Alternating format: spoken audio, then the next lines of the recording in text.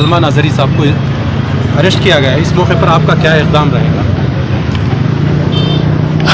तुम्हें 100 खून करे तो भी माफ़। एक छोटी बात हमें बोल डाले तो वो बहुत बड़ा इशू बना डालती हैं। हिंदुस्तान के अंदर हमेशा से मुसलमानों के ऊपर जुल्म होता आया है और होता रहेगा।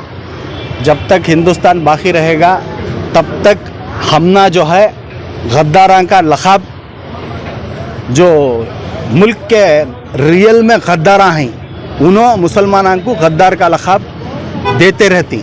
लेकिन हमें परवाह करने वाले नहीं, मुल्क के वफादारा हमें, मुल्क बचाने वाले हमें, मुल्क के वास्ते शहीद हुए वाले हमें। सबसे पहले फांसी पर लटकाए सो वाले कौन बोले तो हमारे उलमा इकराम सबसे पहले फांसी के तख्ते पर लटके सो, सबसे पहले शहीद हुए वाले हमें।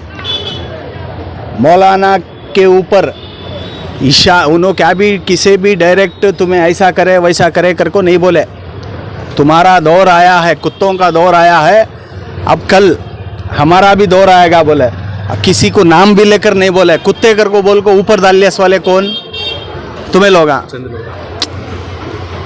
अब कुत्ता कर को बोल को तुम्हें खुद एडमिट कर ले रही, तो हमें क्या बोल सकते हैं, हमें क्या कर सकते हैं? क्या ये 2024 इंतखाबात को लेकर इस तरह की एक सिर्फ इलेक्शन गिमिक की है, ये दूसरा कुछ भी नहीं, ये सिर्फ इलेक्शन गिमिक की है। इसके वास्ते कौन भी दिमाग ख़राब कर लेने की ज़रूरत नहीं है। हमारा काम जो है वो दूसरा है, हमें पीस मेंटेन करना है। मुफ्ती साहब के साथ आप कदम ब कदम रहे। अल्हम्दुलिल्लाह मुफ्ती सलमान साहब के साथ हमें कल भी थे, आज भी है और आगे भी रहेंगे।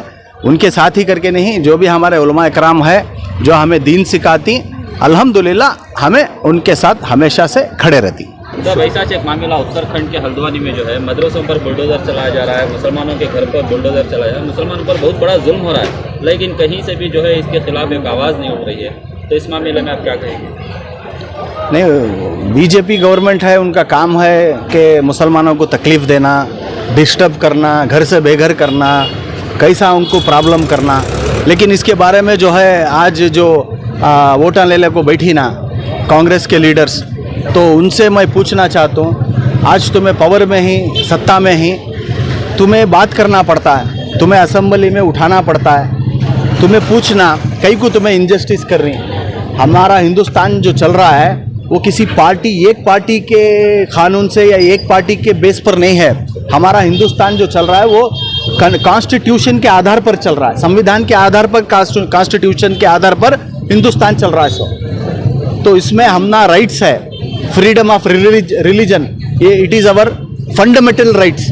हमारे राइट्स को कौन भी डिस्टर्ब नहीं कर सकता, हमें किसी के राइट्स को जाको डिस्टर्ब करने का हमना भी हक नहीं है। तो ये सरासर गलत हो रहा है। इसके ऊपर जो है हमारे जो माइनॉरिटीज़ के लीडर हैं उनसे मैं आजिज़ाना अपील करता हूँ, ऐसे से भी मामलात जो भी जहाँ भी गुजर रही, जहाँ भी हमारे माइनॉरिटी भाइयों को तकलीफ़ दे रही, तुम्हें उसके ऊपर आवाज़ उठाए और तुम्हें उनको हक दिलाने की कोशिश करे और माइनॉरिटीज़ के इंसाफ के बारे में बात करने की कोशिश करें।